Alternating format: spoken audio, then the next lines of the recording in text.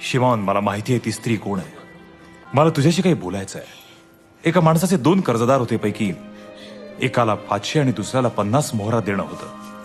दोघंही कर्ज परत करू शकत नव्हते, म्हणून त्या दोघांनाही माफ केलं. तर कोण त्याच्यावर अधिक प्रेम करील? मला वाटतं ज्याला अधिक माफ केलं तो. ठीक बोललास.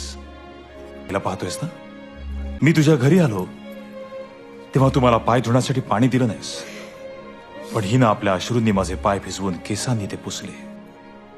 तू माझं चुंबन घेऊन स्वागत केलं नाहीस, पण मी आल्यापासून माझ्या पायाची चुंबनं घेते. तू माझ्या डोक्याला तेल लावलं नाहीस, पण हिनं माझ्या पायाला अत्तर लावलं.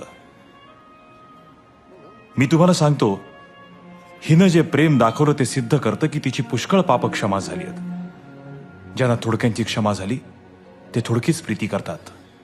तुझ्या पापांची क्षमा झाली. तुझ्या विश्वासानं तारलं, शांतीने जा.